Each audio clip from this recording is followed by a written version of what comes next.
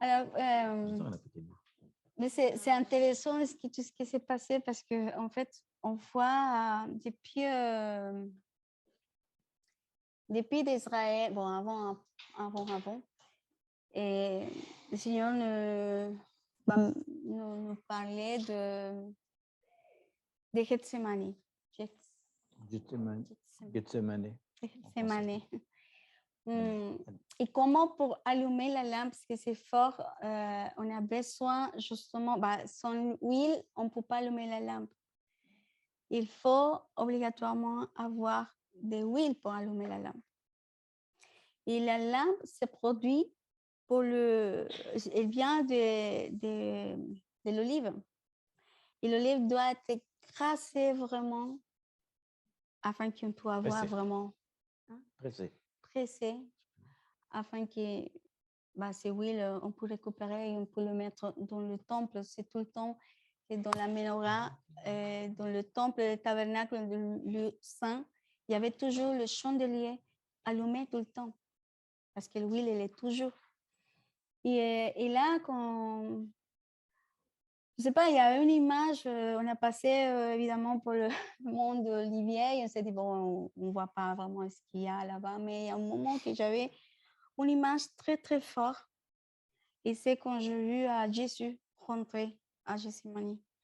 Mais ce qui est intéressant, parce qu'il le dit à Pierre, à Jacques et à André, non, à Jean, Pierre et Jacques, oui, les trois, qui doit veiller. Et quand ces avertissements dit il faut veiller vraiment afin qu'ils ne puissent pas tenter. Si on peut être tenté. Donc, on doit veiller. Là, c'est la partie des disciples.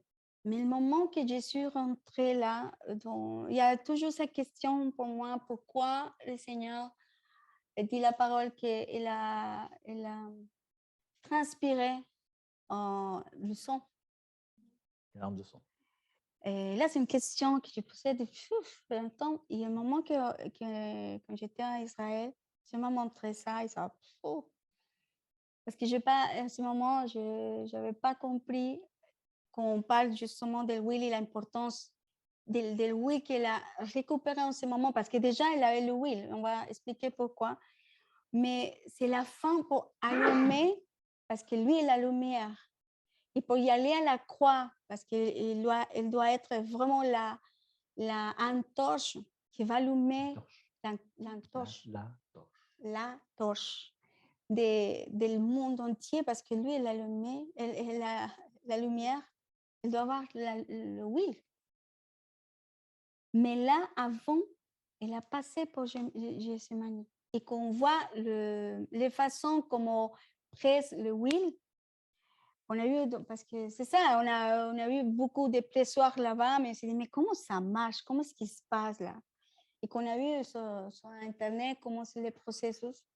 La première chose qu'on a eu, c'est qu'on s'écrase vraiment tellement l'olive, il sort l'huile de couleur rouge.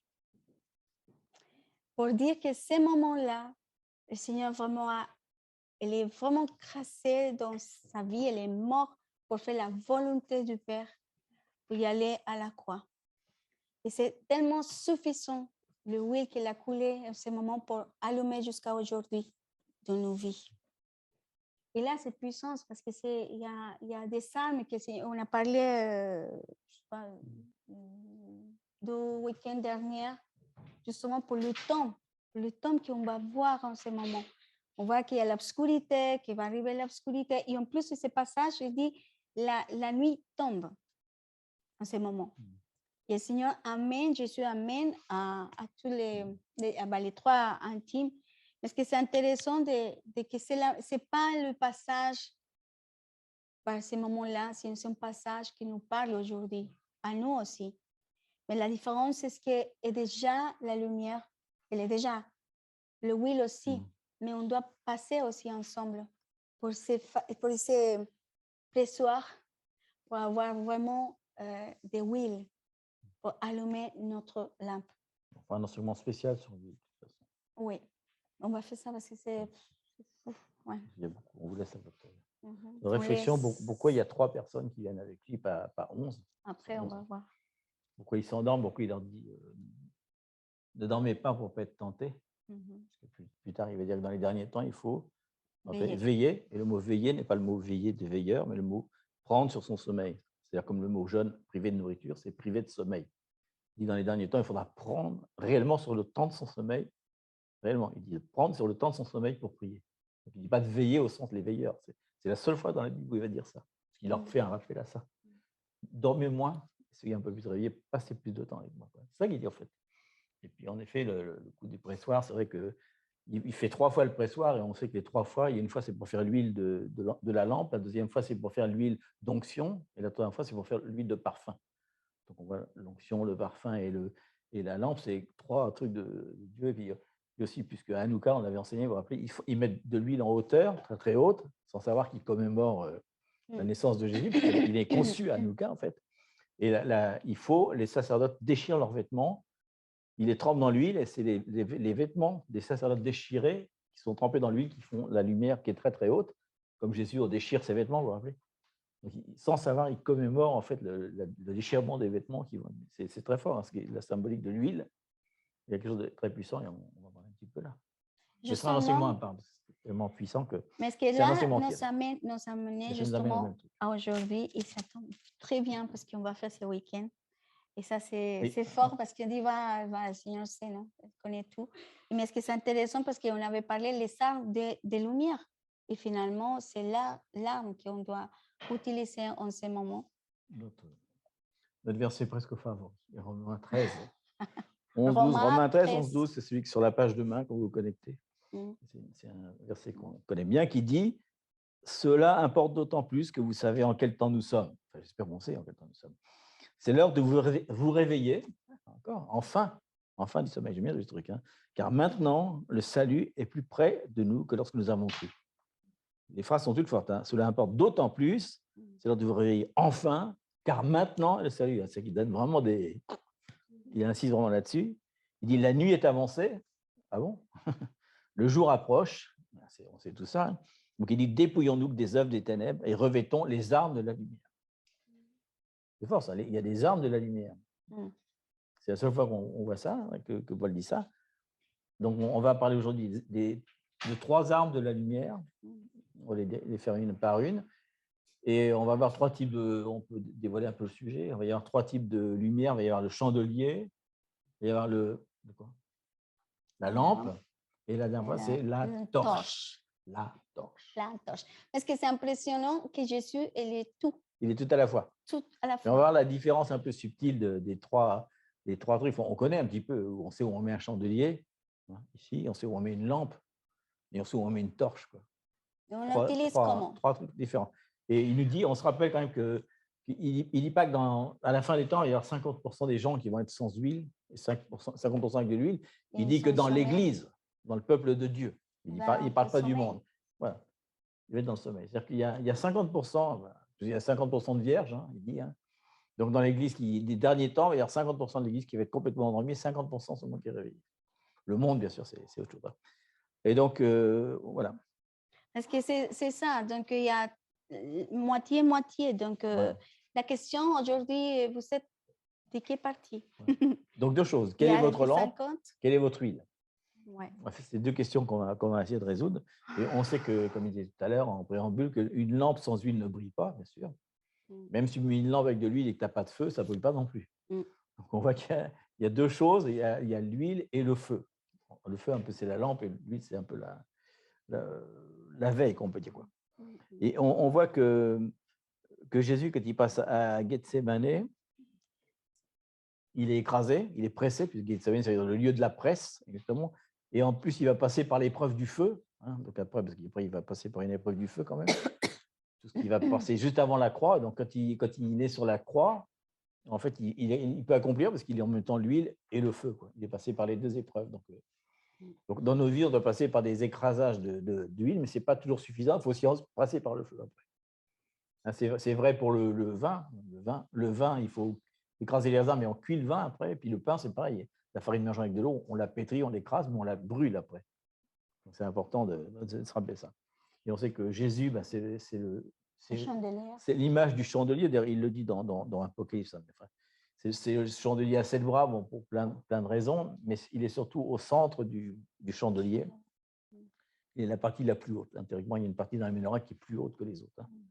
Et c'est aussi là qu'on met l'huile, puisqu'elle se répand après dans les autres bras. C'est la façon d'alimenter. Et il y a le lieu saint et la lampe aussi, parce qu'on avait parlé tout à l'heure, la lampe de la lumière, et la torche, parce que c'est dans la torche. La torche. La lampe, tout. Bref, les trois, il faut de l'huile, de toute façon. Le Saint-Esprit, c'est l'huile du chandelier, c'est l'huile de la lampe, c'est l'huile de la torche. Ouais. On va lire 1 Jean 1, 5 à 6. C'est fort, ces versets. Et tu me dis pas Jean 12, 35. Oh, c'est bon, ok. Parce que c'est Non, on va lire avant Jean 12, c'est Jésus qui parle lui-même. Jésus 12, 35 à 36. On partage les références après, donc si vous ne les avez pas, ce n'est pas grave, vous les lisez. Non, mais l'idée, c'est que chacun peut le lire si veut, mais vous les connaissez. Parce qu'il leur donne un avertissement en parlant de lui-même, c'est un peu comme Jean quand il parle de lui-même, Jésus parle de lui-même à la première personne.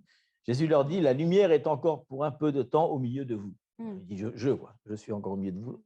Marchez pendant que vous avez la lumière, afin que les ténèbres ne vous surprennent point. Il ne dit pas que vous ne soyez pas dans la lumière, il dit que vous ne soyez pas surpris. En gros, soyez préparés, quoi. Car celui qui marche dans les ténèbres ne sait pas où il va, c'est pour ça qu'il ne faut pas être surpris. Et pendant que vous avez la lumière, pendant que je suis là, croyez en la lumière, afin que vous soyez des enfants de lumière. Donc déjà, ce truc-là, il nous dit qu'on va rentrer dans un temps de lumière qui va être un peu frontal quand même. Bon, on est déjà rentré. Hein. On a déjà mis un pas dans direct. Avant, la lumière se cachait un petit peu, maintenant, elle ne se cache plus. On n'en a pas de nouvelles, c'est trop triste, mais il y a des bonnes nouvelles quand même. Donc, il faut nous entraîner, puisqu'il dit, ne soyez pas surpris, nous entraîner à marcher dans la lumière. Afin que c'est un peu comme si un jour, tu dis, aujourd'hui, je vais faire un essai pour voir comment c'est les aveugles, je vais éteindre tout chez moi et je vais tout faire aujourd'hui sans avoir de lumière. Quoi. Mais en vrai, tu regardes, attends, je vais compter les pas jusqu'au mur, je sais que c'est là, tu t'entraînes un petit peu avant, comme ça après, quand c'est éteint, c'est bon. Tu sais, il y a 6 pas jusqu'à là. C'est un peu ça, on a un entraînement pendant la lumière, ce qui fait que quand la lumière va s'éteindre, ce n'est pas grave, parce qu'on a déjà pris nos repères, on a déjà lu la parole. Donc, si la parole venait à disparaître, comme dans le film Ellie, avec Denzel Washington, il n'est pas grave, on l'a pris par cœur. Donc, ça n'a pas d'importance. On connaît la parole. Donc, c'est un peu ça, quoi. Il est probable que ça va arriver un jour. Hein. Donc, on voit qu'il faut apprendre à marcher avec un chandelier, avec une lampe et une torche, qu'on va développer juste après. Et donc, 1 Jean 1, 5, 6 dit la nouvelle que nous avons apprise de lui, de Jésus, et que nous vous annonçons, c'est que Dieu est lumière et qu'il n'y a point en lui de ténèbres. Si nous disons que nous sommes en communion avec lui et que nous marchons dans les ténèbres, alors nous mentons et ne pratiquons pas la vérité. Donc c'est là qu'on va introduire le premier thème, c'est justement le chandelier, parce qu'il dit si on est en communion avec les ténèbres, voilà, donc si on est. Donc la communion dans les ténèbres, c'est le chandelier. C'est ce qu'on met chez nous. Le chandelier, c'est le chandelier, la menorah, comme vous voulez. Mais là, c'est une chose personnelle. En fait, ça représente en fait l'arme spirituelle de l'intimité. Bah oui, l'intimité. Est-ce que je régale C'est incroyable de penser que ça dit l'intimité, c'est beau. Non, c'est une arme. T'imagines? C'est une arme. C'est une arme. C'est pas l'intimité. C'est pas juste j'ai envie de. C'est une arme que Dieu nous donne parce que quand on est dans les ténèbres, l'intimité va faire de nous. Va nous donner une arme qui est le chandelier. Oui. Là, j'ai fait un paraphrase, mais on sait pas. Non, c'est bien. Donc, qu'est-ce que c'est que le chandelier? Ça représente la lumière intérieure. Intérieure, voilà. Oui. Donc, en gros, c'est ce qu'on a dit à chaque fois que c'était le Saint-Esprit que ça représentait. Donc, le chandelier, c'est le Saint-Esprit qui illumine en nous. Quoi. C'est la première chose, c'est l'intimité. Qu'est-ce que Dieu veut illuminer en nous? Parce qu'une armée, quand elle se prépare, on prépare, avant de préparer la stratégie, c'est-à-dire on prépare déjà les soldats. Les soldats, parce que si les soldats ont déjà un énorme problème avec son voisin, il dit premier truc à laquelle je vais faire, l'ennemi, je vais tuer mon voisin parce qu'il m'a volé ma voiture. Voilà. Non, mais déjà, ils doivent être dans leur tête, ils doivent prêts à être obéir. Donc, s'il n'y a pas déjà ce chandelier qui illumine l'intérieur, il va y avoir un problème quand les fameux temps sombres vont arriver encore plus. Donc. Est-ce que c'est intéressant qu'on voit, on décrit vraiment, on vient derrière, dans le tabernacle de Moïse. La première chose que c'est, il y a tous les meubles et tout, mais ce que le chandelier est dans le lieu saint. Et le lieu saint, c'est notre intérieur, c'est notre cœur. C'est là, nous sommes le tabernacle de Dieu, nous. Donc, la première chose qui doit être allumé toujours, c'est notre intérieur. Et qui l'allume, c'est le Saint-Esprit. Donc, si on voit, la parole représente justement ces paroles vivantes que dit Domi, qu'elles restent en nous, et en plus, fait l'exercice des prêtres, comme on avait parlé, on va exercer vraiment ces façons d'allumer notre vie et on marche, on va marcher. Donc, on va lire. C'est la lumière, la clarté, la compréhension, c'est tout. Oui, il parle à Apocalypse 20, qui parle justement, qui représente ces chandeliers. Il dit le mystère des 7 étoiles que tu as vu dans ma main droite et les 7 chandeliers d'or sont les anges des 7 églises et les 7 chandeliers sont les 7 églises. Autrement dit, il parle que le chandelier, c'est quelque chose qui est fait pour l'église, justement, qui est fait pour le lieu saint. Donc, comme on a dit tout à l'heure que chacun de nous est le temple du Saint-Esprit, il y a le lieu saint est en nous, donc le chandelier doit illuminer. Ouais. C'est ce qu'il dit dans 1 Corinthiens 6. Vous ne savez ou pas que vous êtes le temple du Saint-Esprit, etc. Donc déjà, qu'est-ce qui veut illuminer? C'est déjà le cœur. Parce que le cœur, on sait que c'est la racine de tous les péchés, au sens large du terme, c'est-à-dire péché, pas seulement des trucs tout... Parce qu'on peut avoir 2 types de péchés. On peut avoir un péché pour lequel on est pardonné, d'ailleurs, que Jésus a déjà tout pris à la croix, péché classique de tous les jours, le péché habituel. Je me lève le matin, je commence déjà à pécher. J'ai mis un pied par terre, j'ai péché, c'est trop tard. Mais peu importe. Et il y a un autre péché qui est le mot péché, qui veut dire rater la cible, rater le plan que Dieu a pour nous. Ça, c'est un péché un peu plus embêtant. C'est là-dessus qu'on est jugé à la fin. Qu'est-ce que tu as fait du plan que je t'avais donné? Le mot péché, c'est ça. Est-ce que tu as raté la cible? Je t'avais donné un arc, une flèche, il y avait une cible, et toi, tu n'as même pas tiré l'arc, tu n'as même pas pris la flèche, tu l'as laissé dans ton carquois. Bref, c'est ce genre de péché. Bon. Donc, tout ça pour dire que tout ça, ça naît dans notre cœur. Les péchés, les autres péchés, ça vient dans notre cœur. C'est marqué dans Matthieu 7, 21, 22, mais on va juste le lire. Il dit. C'est Marc, pardon, d'ailleurs. Okay. Parce que je dis, quand tu dis ça, c'est important parce qu'on peut changer une atmosphère, on peut changer la vie des autres, on peut changer plein de choses. Nos habitudes. Même les relations. Non, je ne vis plus avec cette personne. Mais si on vraiment le péché intérieur, c'est vraiment, elle n'est pas résolue, bah, finalement, on va amener le péché partout. On va. Donc, qu'est-ce qui amène? C'est la lumière ou c'est où nous sommes? C'est ça, pour ça que c'est important de regarder notre cœur, parce que des fois, on peut dire des choses par tout le monde, c'est la faute de tout le monde et l'ambiance et tout, mais c'est notre intérieur, c'est une confrontation vraiment devant du Seigneur. Oui, on peut difficilement amener l'atmosphère de la lumière quand on nous-mêmes, on est vraiment dans le péché, consciemment, parce que des fois, on peut être dans le péché inconscient. Si on est consciemment du péché, volontairement, on ne le fait pas, on ne veut pas.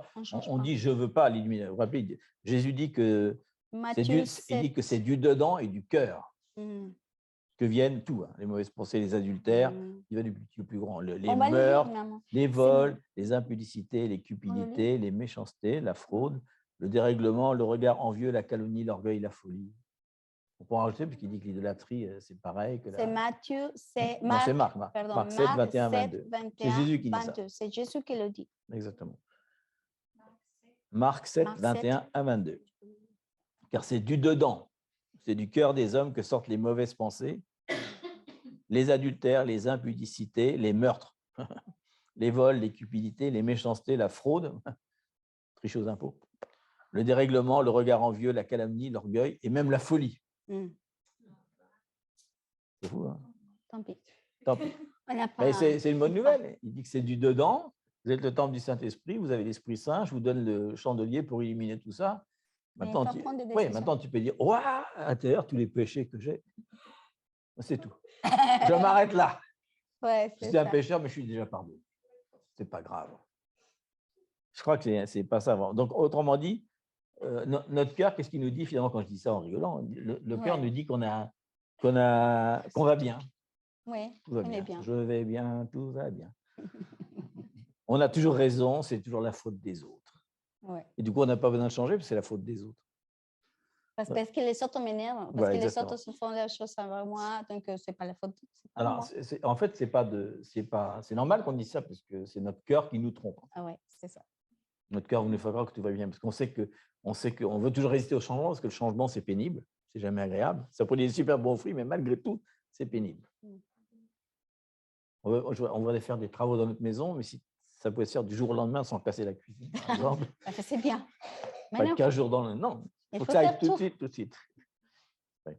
Bah, ce qui contrôle notre cœur, c'est notre comportement. Quelle est notre attitude par rapport à ça? Et Là, on peut dire les deux citations, oui, Jérémie 100%. 17, 9, je pense qu'on l'a dit 1000 fois ici. Le Oui. cœur est tortueux par-dessus tout, il est méchant, qui peut le connaître? Et l'autre qui dit, car tel il pense, tel est son cœur. Ouais. Et c'est génial ce truc-là, parce que si on réfléchit à cette phrase-là, c'est vrai. Mais c'est le Si on est contrôle, c'est sincère, le cœur qui ce qu'on contrôle pense dans notre nos tête, vies. c'est ce qui est dans notre cœur. Et souvent, on voit quand les gens s'énervent, ils sortent des choses et après ils disent non, ça allait au-delà de mes pensées. Mais ça n'allait pas au-delà de ton cœur. C'est vraiment ton cœur qui a parlé, quoi. Ouais. On peut reprendre les paroles, mais on sait que dans l'énervement, ce qui va sortir, c'est la vérité de ce qu'on pense vraiment, quoi. Ouais. Et après, on veut le reprendre, mais on est bête pour dire j'ai vraiment pensé de mon cœur. Ma pensée a vraiment. On dit souvent de mon cœur, mes paroles ont dépassé ma pensée, mais ce n'est pas vrai. Quand on les sort, ce n'est pas par hasard. Donc, c'est assez bien, parce que des fois, quand on a ça, c'est le moment peut-être de se poser des questions, de prendre le chandelier, d'illuminer, de dire ouais, oui. Ce n'est pas de nous flageller, Ah non, c'est pas ça. C'est juste au contraire. On doit être vraiment conscient de diriger le cœur, de dire, bon Seigneur, on est dans le temps de la lumière. Exactement. On est dans le temps de vraiment de parler avec le Seigneur et avoir de sa conversation, parce que des fois, il y a des conversations que le Saint-Esprit vient nous parler. Et on se dit, bon, plus tard, Seigneur. Plus tard. Oh, non, je ne vais pas parler de ça. Et même, on le voit, même des fois, l'odeur, c'est tellement mauvais qu'on se dit, bon, on met des parfums. Mais finalement, Dieu va le faire. Oui ou oui, elle va le faire. C'est la façon, c'est plutôt comment est-ce que nous voulons qu'il le fasse. Avec amour, avec la douceur, on va le faire en tout cas. Parce que Dieu nous aime tellement, qu'il va dire, bah, ça tue. En fait, il va tout faire discrètement en nous jusqu'à ce qu'un jour, il va l'exposer à la lumière. Ouais. C'est sa façon, généralement, il dit, OK, c'est bon, je vais t'aider, je vais te pousser un bon coup, et là, tout le monde va le savoir, et là, tu es en train de confronter ton péché, mais c'est dommage, parce qu'on peut faire plus rapide. Oui. Mais en plus, si on peut voir ça d'une autre façon, ça peut être... On peut le voir d'une autre façon, c'est se dire que ce qu'on a lu juste avant, le fait de régler ça, en fait, c'est qu'on va pouvoir se préparer comme soldat dans la guerre qui va venir. Ça va nous permettre une autre chose bien intéressante, plus que notre enrichissement personnel ou notre relation de famille ou de couple, c'est que ça va nous permettre aussi, quand la guerre va arriver, d'être stable. Équilibré. Donc, c'est important, il faut le voir aussi d'une autre façon, quoi. On peut voir ça d'une autre façon. C'est l'enrichissement personnel. Tout le monde veut de l'enrichissement personnel, mais sans changement. C'est la mode, les coachs. En ce moment. Tous les coachs, ils veulent tout faire. Mais quand tu vois ce qu'ils te proposent, c'est mettre toute la poussière sous le tapis et tu nettoies juste le tapis. Ah, le tapis est beau. À l'intérieur, il y a toujours la poussière. Il n'y a que Jésus qui propose le reste, qui propose un changement radical. Mais on doit le dire au cœur, que c'est important. Il faut parler à son cœur. Il faut le parler au cœur. Je me rappelle de Jessica quand elle était dans l'appellation de la chirurgie. Je l'expose. C'est intéressant physique. Parce qu'elle a raconté ça. Je dis, bah tiens, elle a raison. Parce qu'il y avait tellement de douleur, le cœur, ça commençait à battre très, très vite. Mais elle n'est pas stressée du tout. Mais c'est le cœur qu'elle était stressée. Donc, elle a commencé à parler à le cœur. T'inquiète, tout va bien, cœur. Arrête d'être stressé. Rentre dans le shalom du Seigneur. Et quand je l'écoutais ça, je dis, ah tiens, c'est vrai. Donc, de la même façon, comme le Seigneur nous parle, il faut le dire au cœur. Alors, on va parler ensemble. Tu vas vraiment te soumettre à la volonté du Seigneur. Rentre à la grâce du Seigneur. Parce que c'est le trône de la grâce, toujours ouvert. Mais c'est comme si toujours la confrontation de nos propres, avec la lumière, bien sûr, parce que c'est le Saint-Esprit qui va le faire. On dit non, ou la flemme, ou le fait de résoudre des problèmes qui fait qu'on ne fait pas. Mais si on le dit, bon, il y a le trône de la grâce, parce qu'il vient la condamnation déjà, il vient aussi le sujet avant de l'ennemi. Mais si on vient vraiment à ce cœur ouvert de le dire, mais c'est la tromperie, c'est pas vrai, bien, aucune condamnation. On va résoudre avec le Seigneur, on va résoudre toutes les choses avec la grâce du Seigneur pour recevoir l'amour et la restauration de nos vies. En fait. Il faut se rappeler que le cœur, quand on dit ça, il faut rappeler que dans la conception, le cœur, c'est les pensées, c'est les émotions et les actions, la maîtrise de soi. Donc, en effet, on peut parler à ses pensées. Déjà parce qu'on ne peut pas faire deux pensées en même temps. Donc, si on met une pensée contraire à ce qu'on pense, déjà, on peut déjà changer ça. Les émotions, il dit « Oh mon âme, soumets-toi au mon âme ». On peut contrôler ses émotions. Parce que les émotions, c'est une réaction à quelque chose. Donc, qu'est-ce qui me fait réagir? Si on désamorce déjà ça, on se dit oh, « Mais pourquoi je réagis comme ça ?» Déjà, l'émotion, elle est moins forte. Et puis, on a un esprit de maîtrise de soi, comme pas de peur, pas de contrôle. Mais la technique pour parler à son cœur, quand même, c'est de faire demi-tour. Parce que si on a vu un péché, il faut s'éloigner du péché. Pour s'éloigner, il faut faire demi-tour puis s'en aller. Et demi-tour, ça s'appelle teshuva, c'est-à-dire le mot en grec repentance. Quoi. Donc ça parle de repentance. En fait, de repentance, ce n'est pas flagellation, justement. C'est s'éloigner du péché. Et on a trois paroles qui disent ça. Il y a Apocalypse 2,5. En plus, c'est la racine de tout le péché. Et il parle du chandelier par rapport à ça. Apocalypse 2,5 dit à l'église d'Éphèse, « Souviens-toi donc d'où tu es tombé, repens-toi et pratique tes premières œuvres. Sinon, je viendrai à toi et j'ôterai ton chandelier de sa place. » C'est-à-dire son autorité. Et même carrément, le chandelier, c'est-à-dire la personne qui dirige l'Église. Parce qu'il rappelle, c'est aussi l'ange qui dirige l'Église. À moins que tu ne te repentes. Donc, il y a une promesse et un conseil. Il ne maudit pas. Quoi. Il leur dit carrément, je sais qu'avant, tu étais bon, mais tu t'es éloigné un petit peu. Donc, reviens à ton premier amour, repens-toi. Ça peut être ça, des fois. Le cœur, il peut être juste éloigné de la présence de Dieu. C'est pour ça que l'intimité, c'est important. Et 2 Corinthiens 4, 6 dit, 2 Corinthiens 4, 6 a dit, car Dieu a dit, la lumière brillera au sein des ténèbres. Il a fait briller la lumière dans nos cœurs pour faire resplendir la connaissance de la gloire de Dieu sur la face de Christ. Donc, il parle aussi de se rapprocher de lui. Et puis, bon, bien sûr, tout le monde connaît Psaume 51 que David on fait souvent tous les jours un petit peu, qui dit « Ne me rejette pas loin de ta face, ne me retire pas ton Esprit Saint. » Il faut savoir que c'est très différent, parce que quand il dit ça, l'Esprit Saint est encore sur le peuple, il n'est pas encore à l'intérieur. Ça serait difficile que Dieu nous retire l'Esprit Saint, puisqu'il l'a mis pour toujours. On en fait ce qu'on veut, par contre. Donc, ce qu'on disait que, alors, pour récapituler, parce que oui, tu as raison, quand le chandelier est allumé, le Saint-Esprit nous guide, c'est ce qu'il dit, nous guide vers toute vérité, la vérité nous rend libre, etc. Donc, il dit, quand on a les lumières, ce qu'on a vu tout à l'heure, les ténèbres ne vont pas nous surprendre. Non. Parce que je vous l'ai dit, c'est un entraînement de soldats. On sait que quand ça va arriver, on ne sera pas surpris. Non. Il y a quelque chose qui ne va pas, donc on le sait vite. Ensuite, quand la lumière s'éteint, c'est pour ça qu'il ne faut pas que la lumière s'éteigne, on ne sait pas où on va, on n'a plus aucune direction. Et enfin, lorsqu'on est dans la lumière, on peut guider les autres. Ça, c'est important. Sinon, comme dit la parole, the blind leads the blind. L'aveugle conduit l'aveugle. Il y en a qui tombent, l'autre tombe avec. C'est pas vrai. Donc, l'objectif de Dieu là-dedans, en guérissant notre cœur, oui, c'est ça. C'est vraiment c'est d'éclairer notre intérieur. Et finalement, quand on fait ça, qu'est-ce qu'on peut voir à l'intérieur? La beauté de Jésus, la gloire de Jésus. Il le dit, faire resplendir la gloire de Dieu sur la face de Christ. On peut voir le Christ face à face.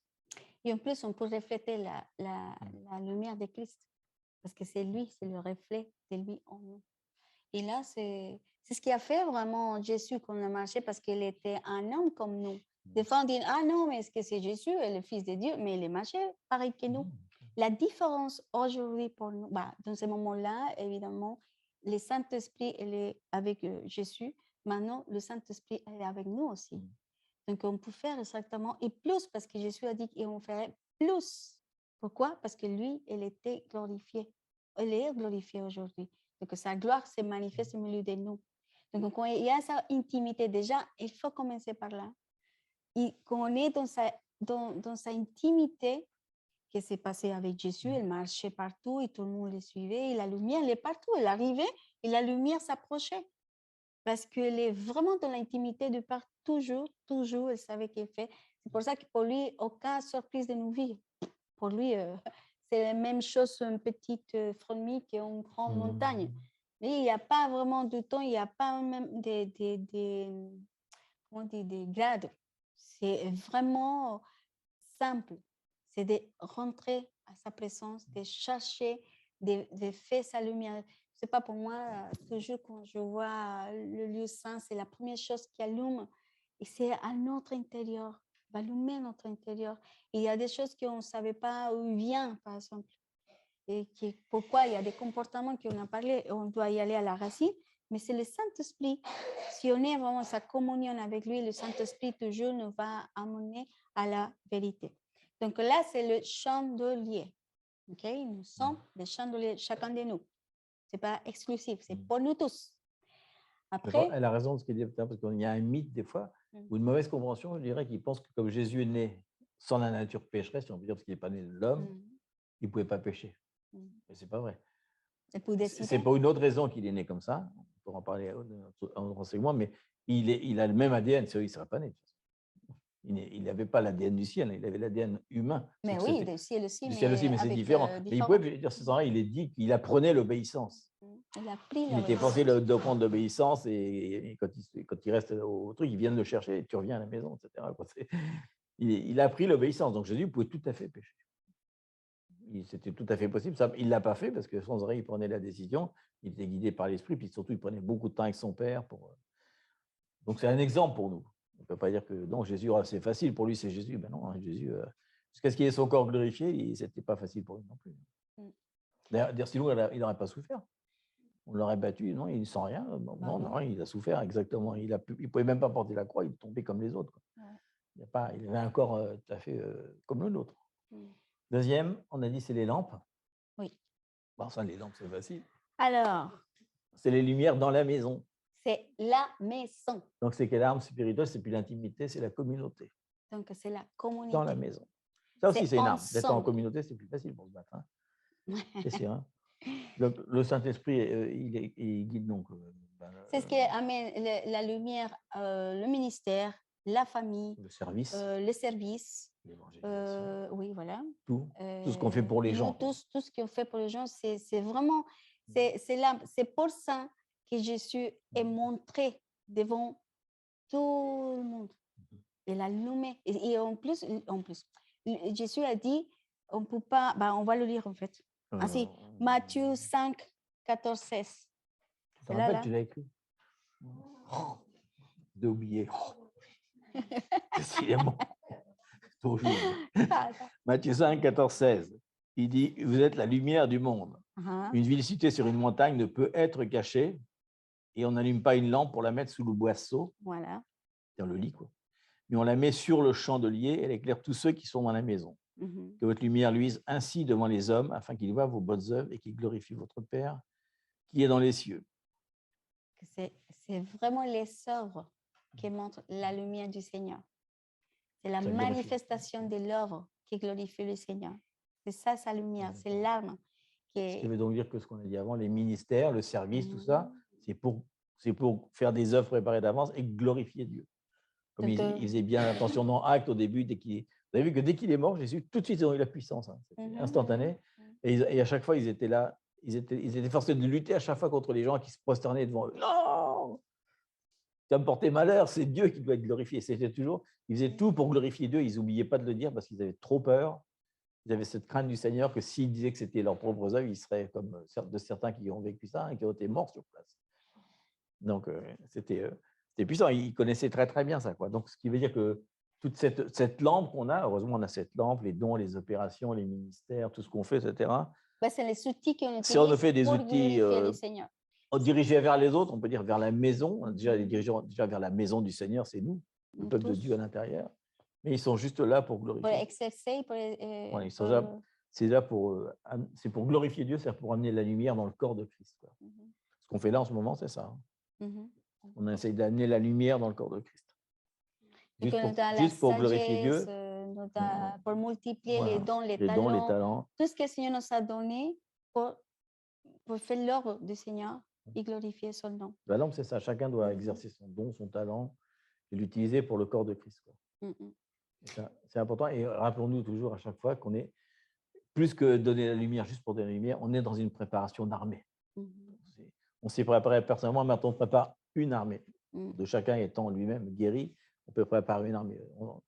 On est parti là-dessus. Les derniers temps sont proches, le salut beaucoup plus proche qu'on le pense. On prépare des armes spirituelles, donc vraiment des armes. On prépare pas on pourrait dire je fais une lumière, mais c'est tout. Juste pour éclairer la maison, c'est plus joli. On le fait parce que nous, en tant que corps de Christ, on va participer dans cette guerre, dans cette église victorieuse, glorieuse, etc. qui manifeste la lumière. Donc, faut Et surtout, bien se on rappeler de ça, voit c'est la important. conversation de Jésus avant, par exemple. Il a fini son travail, son but, son œuvre, il dit en Jean 17, 3, 4.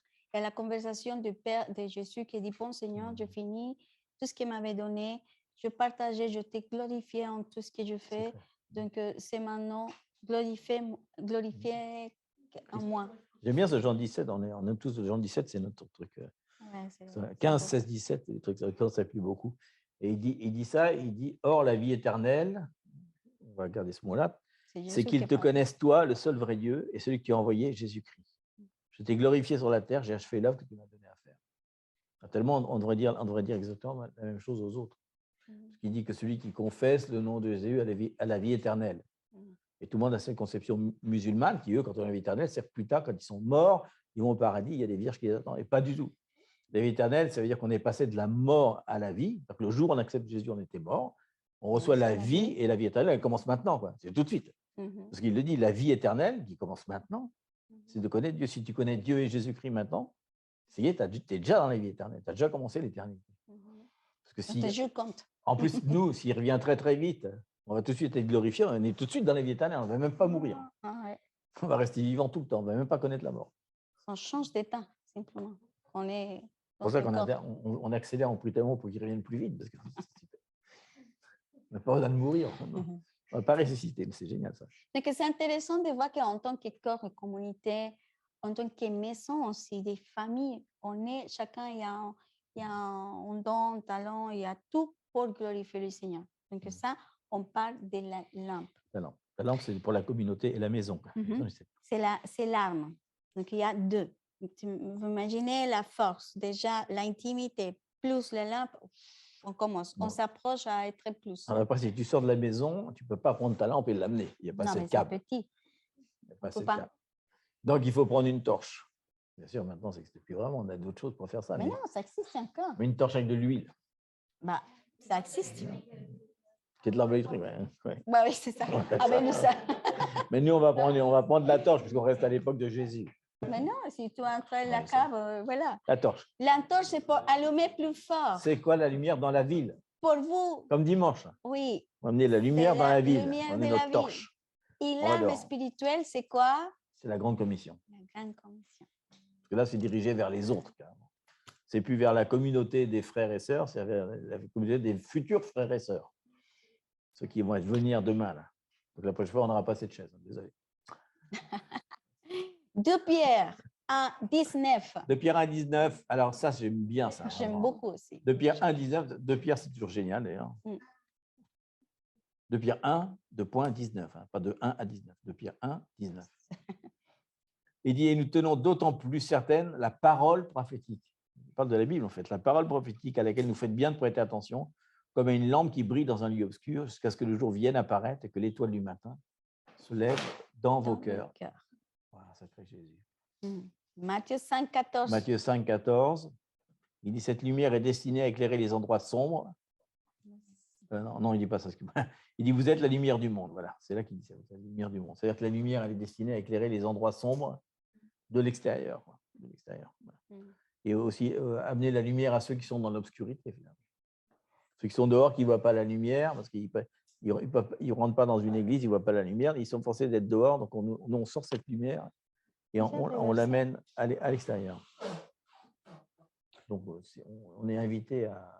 Vous êtes la lumière du monde. Oui, on est la lumière du monde, c'est ce qu'on a dit, Matthieu 15, oui. 5, 14. Le Sud de Dieu est révélé. J'aime bien ce qu'il dit, vous êtes la lumière du monde extérieur. Quoi. Vous n'êtes pas de ce monde, mais allez dans le monde pour montrer la lumière comme moi j'ai fait. Quoi. Au risque de sa propre vie, c'est ce qu'il a fait. Quand il guérissait, finalement, il ne guérissait pas pour juste guérir la personne, parce qu'il voulait amener la lumière. Où il disait à la femme, vin ne pêche plus. En fait, il envoyait les gens pour aller à la lumière quand ils allaient témoigner, parce qu'ils allaient tous témoigner de Jésus, forcément. Donc, ils amenaient d'autres personnes, ils évangélisaient sans le savoir.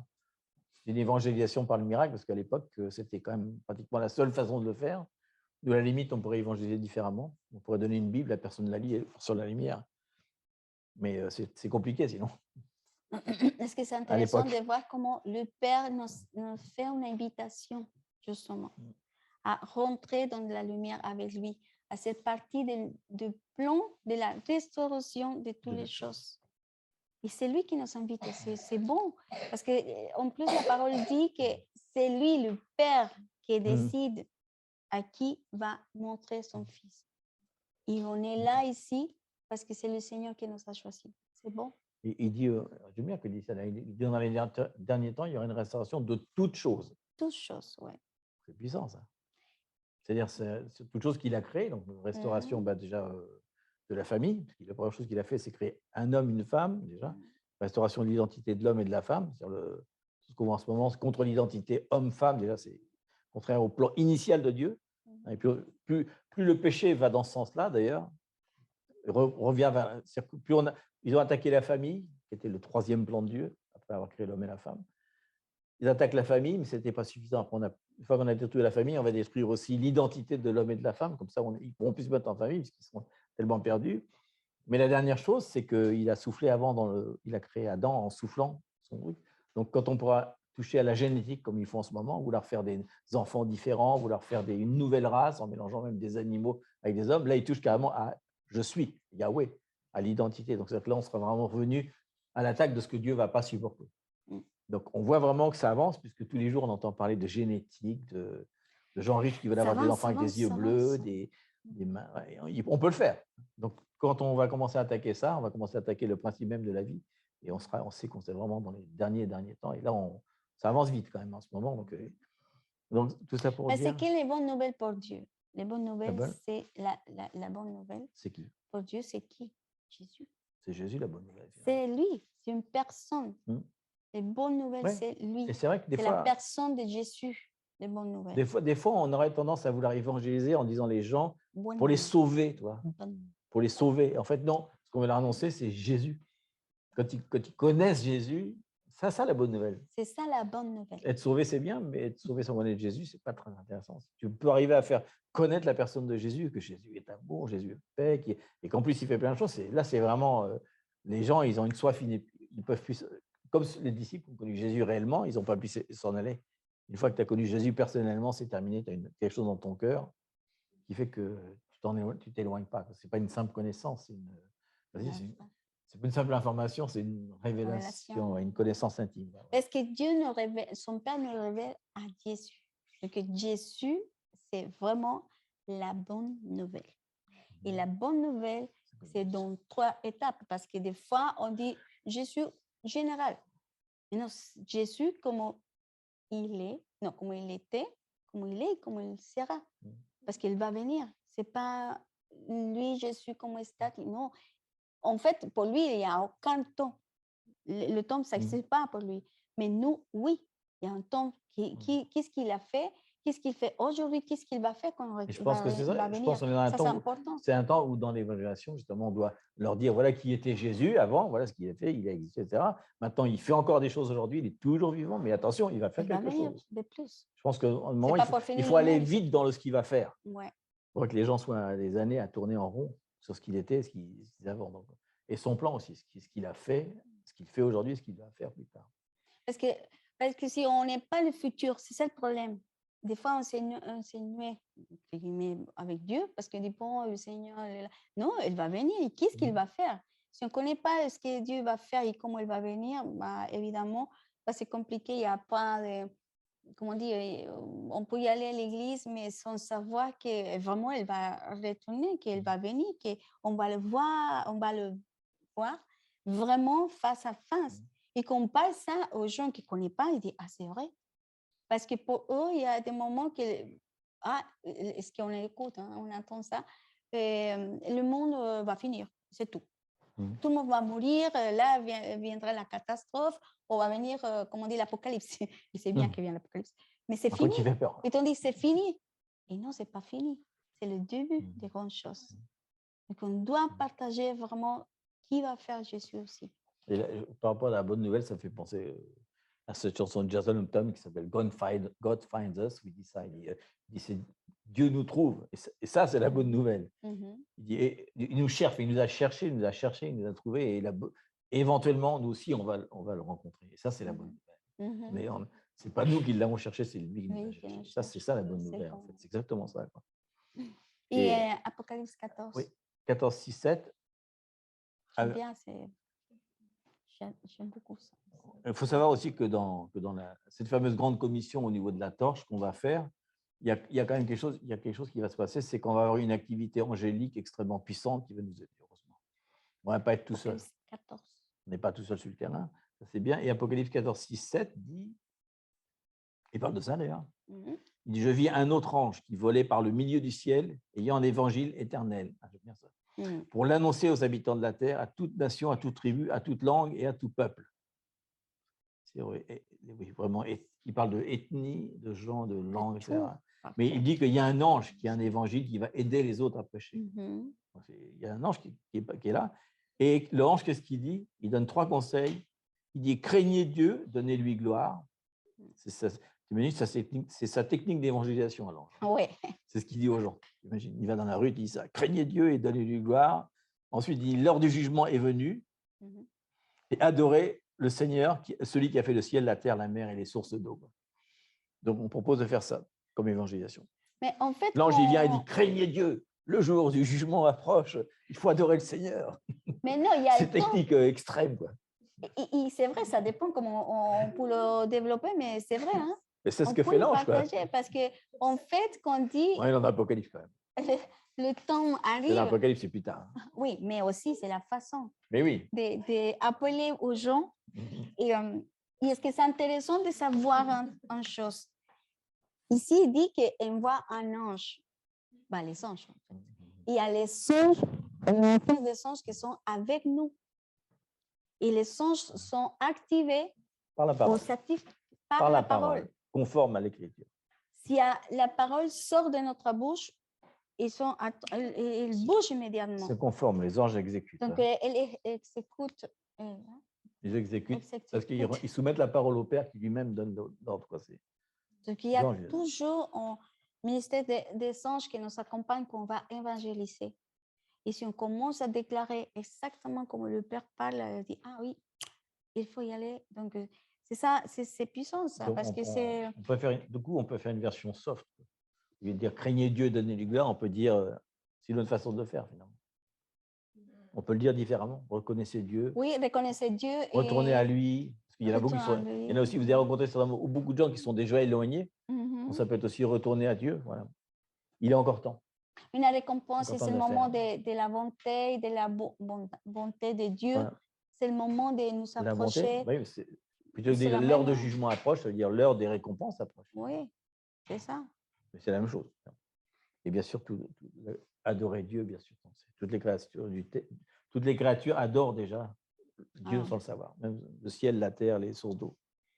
On pourrait dire que les poissons qui sont dans l'eau adorent Dieu. Sans le savoir, ils adorent Dieu. Parce que c'est sa création. C'est sa création. Ils attendent encore plus. Hein. Ils attendent la restauration de toute chose. Donc, les arbres, d'un seul coup, vont se mettre à marcher. Yes, alléluia. À chanter, je ne sais pas. Ça me rappelle des choses. Et il dit aussi, bien sûr, que la nouvelle doit être prêchée à toutes les nations, toutes les tribus, toutes les langues, tous les peuples, etc. Ça veut dire aussi, je mets une parenthèse, ça veut dire que tu es dans la rue, tu vois passer un arabe, bon, je ne parle pas. Parce que, si, il dit à tout le monde. On ne peut pas faire d'exception. C'est un vieux, un clochard, un mec riche, un mec pressé, peu importe, il faut l'annoncer à tout le monde. Le président de la République. Exactement. Macron passe, hop, et Emmanuel. Dieu est avec nous. Emmanuel est avec nous. Avec toi aussi, si peu. Le Dieu est avec toi aussi. Allez, même les caissières de supermarché. À toutes. Ah oui, toutes. Merci. Ben non, parce qu'on peut les. Souvent, elles ont besoin d'être remerciées, d'être encouragées. De donner une parole. Si c'est une nouvelle caissière, elle peut mettre beaucoup de temps à passer les objets. Elle peut penser qu'on s'énerve. Et si nous, on lui dit, ah, vous débutez, c'est bien, vous avez bien fait, c'est extraordinaire. On évangélise sans parole. Il faut chercher, il faut demander au Seigneur vraiment l'esthète. On a parlé de ça, on va partager ça pour tout le monde parce que ça, je vois que c'est intéressant. Mais nous devons, comme on dit, chercher la lumière. Nous devons vraiment, comment on dit, clamer pour la lumière, oui. Oui, pour la lumière. Et nous aussi, nous exposons à la lumière. S'exposer. Nous devons exposer à la lumière. Parce que c'est quand on allume quelque chose, on voit si on a fait bien le ménage ou pas. C'est la seule Puis façon. on bronze aussi. Et donc, c'est la même chose. Sympa. Si on allume, donc s'allume, Seigneur, allume-moi. Vraiment, il y a des choses cachées, parce que même pas, des fois, on ne savait pas. Il y a des bonnes intentions, mais des fois, quand on est confronté dans la vérité, parce que c'est le Seigneur qui nous va amener à la vérité, on va dire, non, je ne peux pas me justifier. Bah oui, tu as raison, donc fais quoi? C'est vrai que ça illumine les œuvres. Travail. Ça illumine des fois les œuvres profanes, ce qu'on pensait qu'on faisait pour Dieu, mais qui avait un but complètement différent, ou qui n'était pas dans le plan de ce que Dieu voulait pour nous. Donc, c'est important, la lumière. Et je verrais bien, parce qu'on a vu, parce que c'est bien, il y a plein de choses pour développer à propos de la lumière, de la lampe, de l'entorche. Il y a tellement de versets, même il y a une partie que Jésus parle d'entorche, pardon. La torche. La torche, comment s'écrit là? La torche. En espagnol, c'est antorcha. La torche. L'entorche. La torche. Est-ce que la torche, quand je vois la torche, pour moi, c'est des torches. C'est des biens. Torcido. Torcido. C'est sa torche torcido. Pour la torche. Donc la torche. La torche. Alors, qu'est-ce que ça veut dire? Voilà. La torche. La torche. Ben, Jésus a dit que Jean-Baptiste, il était comme la torche, mais que c'est lui aussi. Et qu'est-ce qu'il a fait? Il a préparé le chemin. Donc, c'est à nous. En appelant la repentance. Nous, on est parti de la torche. La torche. On est parti de la torche. Donc, justement, parce que c'est nous de préparer le retour de Jésus. En tant que, pareil que Jean-Baptiste. Et c'est Jésus qui a dit, mais nous sommes témoins. Et le mot témoin, on avait parlé une fois, c'est martyr. Donc, c'est exactement la même façon que Jésus a passé, je reviens au début, dans Gethsemane, pour avoir des huiles, afin que la torche allume, que la vérité de Jésus vraiment habite en nous, que nous soyons vraiment cette intimité. Ce n'est pas démontrer quelque chose aux autres, c'est vraiment en ce moment, mes bien-aimés, c'est le moment d'être véritable. Parce que finalement, le temps s'approche, on ne peut pas jouer maintenant. Même le Seigneur nous avait dit une expansion, non, une rencontre. C'est le moment de faire sa face, de faire nous devant du Seigneur. Seigneur, je suis comme ça, aide-moi. Aide-moi. Le Seigneur n'est pas ici pour nous juger, simplement, il voulait que nous soyons allumés. Parce qu'il le dit, on a lu dans le passage, il voulait que la lumière, que c'est lui en nous, allume. Allume le temps obscur, allume les ténèbres, allume partout. Et on va voir que de plus en plus, c'est pénible, c'est vraiment l'obscurité totale. Mais si on amène déjà, si on est dans sa intimité, le fait d'arriver, il y a quelque chose qui passe dans l'ambiance. Pourquoi? Parce qu'on a dans l'intimité et on prépare le will dans l'intimité. Hier, Christine nous a partagé la prière du matin, quand tu as partagé un roi, justement, de l'aveugle, que le prophète l'a dit, prépare des vases vides. Il rentre avec ton enfant et commence à remplir de huile. Pourquoi? Parce qu'il y a un passage. Parce que dans ces moments, on peut développer ça, mais ce n'est pas le thème. Mais c'est ce que si nous rentrons vraiment à l'intimité avec le Seigneur, avec notre Père, on commence à préparer des huiles. Parce que c'est pour ça qu'on parle des 50 qui dorment, 50 qui sont prêts. On doit préparer le huile. On doit vraiment mourir à nous-mêmes pour préparer et pour faire la volonté du Seigneur. Et de l'huile extra même, de l'huile en plus. Extra, oui, parce qu'on a déjà le fait que le Saint-Esprit est déjà, il est déjà. Mais on doit préparer l'extra. Et c'est son travail de tous les jours. C'est un travail. Exactement. Ça se consume au bout d'un moment, l'huile, pour en remettre. Et parce qu'on doit garder. Parce qu'il va venir des gens dans l'obscurité et qui ont besoin de ces huiles, les sanctions que le Seigneur nous donne. Ce n'est pas suffisant de dire, bon, si le Seigneur, l'Esprit de Dieu est sur moi. C'est ce qu'il dit le verset. Ce n'est pas suffisant. On doit produire le plus. On doit produire vraiment sa intimité. Et ces huiles qui sont seulement la seule façon de produire, c'est toi et lui. Ni l'Église, ni les paroles, ni les chansons, aucune chose pour t'aider. Simplement la décision et la détermination de ton cœur d'y aller avec lui et dire, bon Seigneur, je suis là. Nous sommes le temple de lui, ce que dit la parole. Donc avant, c'est le temple qui restait à l'extérieur, le tabernacle, même à nous, et la vie en nous. Donc c'est lui qu'il va produire avec nous, o sea, ensemble. Donc on ne peut pas rester dans le parti des 50. C'est pour ça la première question. Est-ce que vous savez des lampes? Vous savez des huiles? Et le feu aussi. Et des feux. C'est la passion.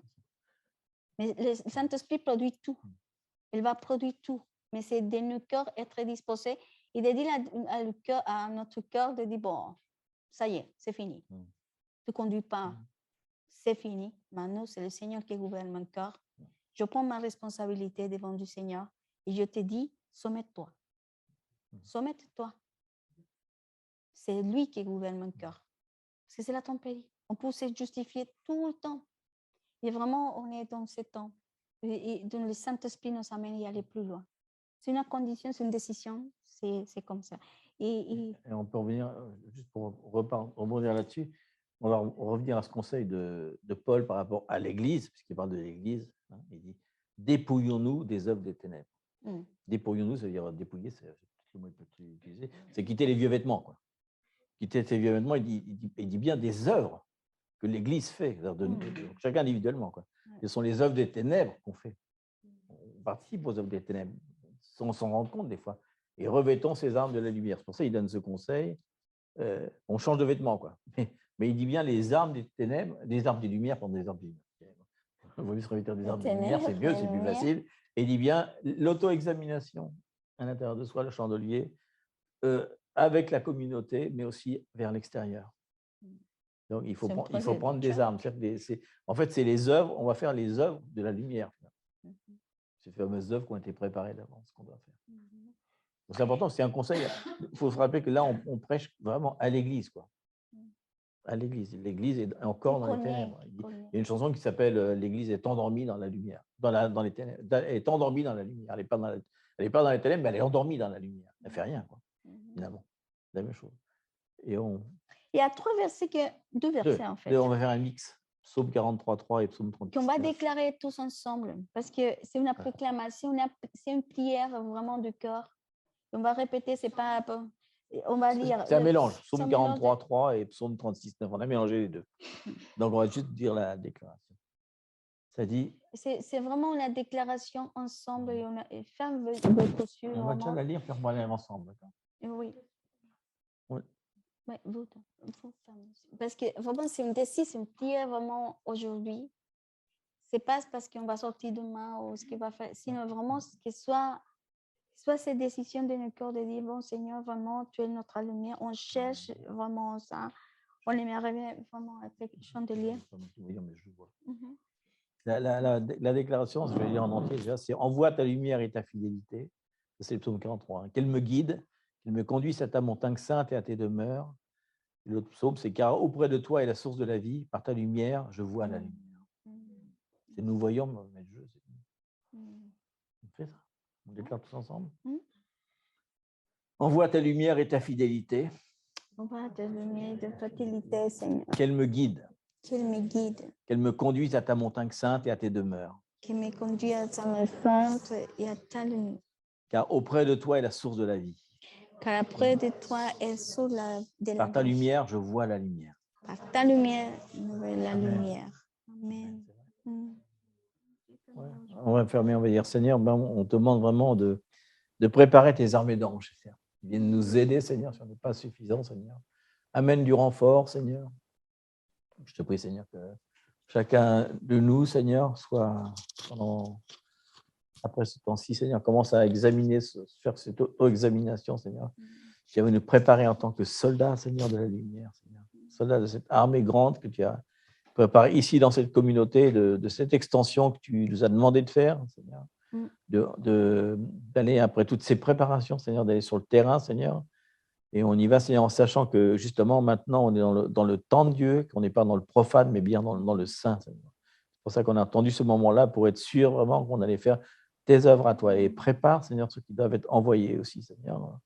Aussi bien pour l'armée que pour ceux qui vont recevoir la délivrance, Seigneur. Ton armée, Seigneur, va amener une libération, Seigneur, d'un territoire qui avait été pris, Seigneur, par l'ennemi, Seigneur.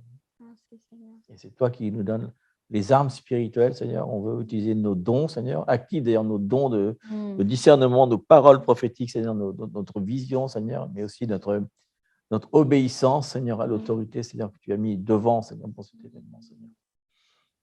Et en fait, c'est bien ton événement. Tu disais, Seigneur, c'est ton église que tu prépares et tu n'as pas dit, je prépare mon église pour tout le monde. Il a dit, sur Pierre, tu as dit, sur toi, je commence cette église. C'est-à-dire, tu voulais mettre une autorité déjà.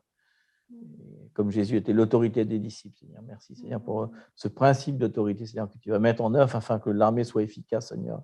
Tu vas préparer des généraux, Seigneur, des commandants, des adjudants, si on peut dire, mais tout le monde œuvre, Seigneur, pour la même direction, Seigneur, guidé par ton esprit. Tu es la tête, Seigneur.